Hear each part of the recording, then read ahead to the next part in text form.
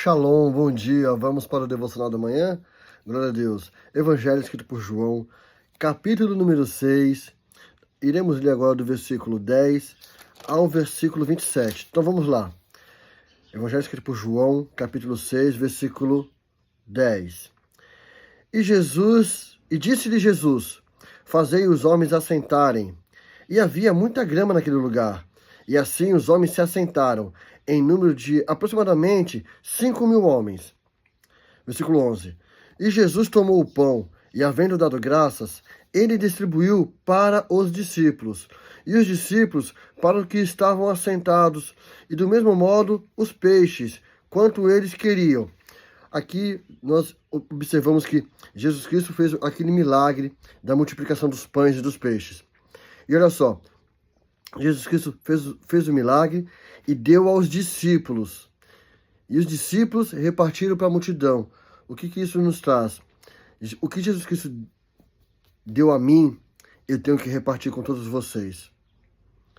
O que Ele me abençoou e me deu conhecimento da palavra, me deu interpretação da palavra, me deu discernimento na palavra, eu tenho que pegar e repartir o pão, o alimento que desce do céu.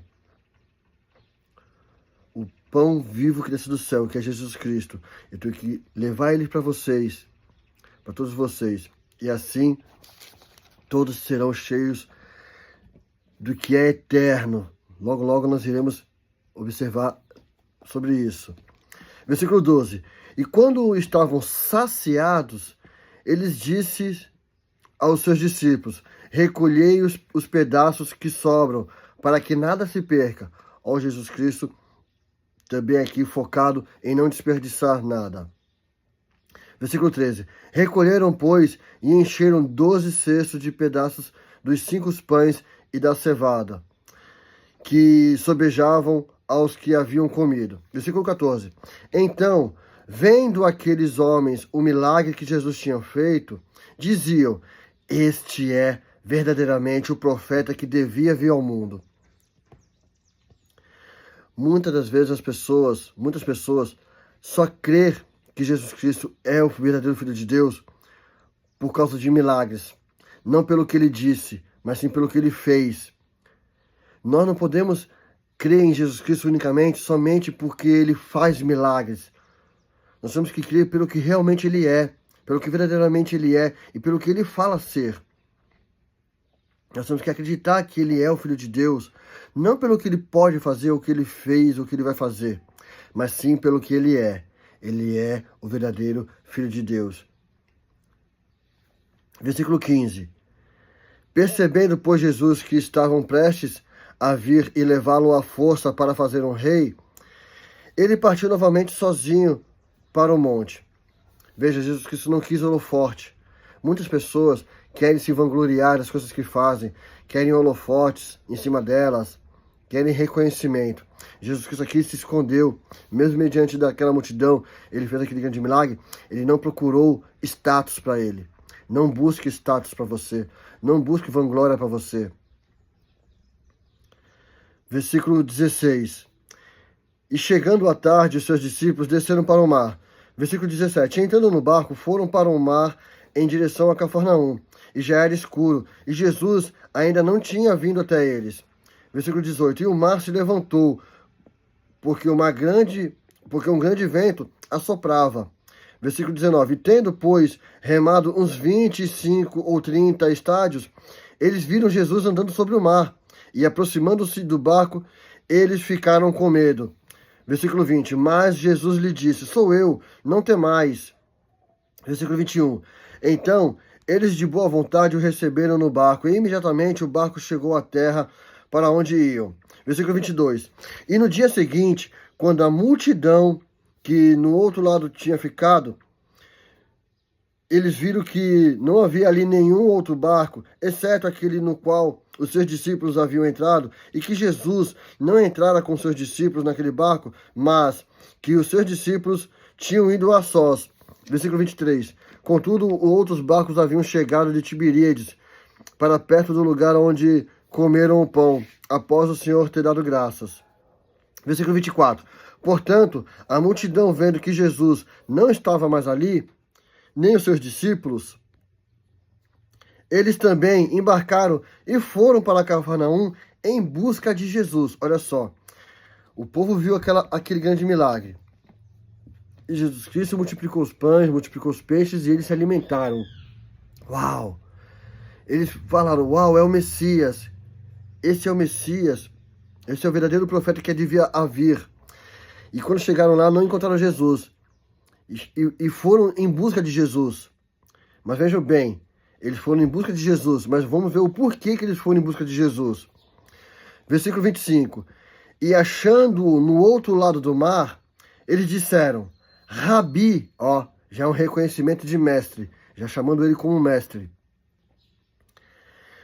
Quando tu chegastes aqui, olha só, fizeram uma pergunta de quando que ele chegasse ali.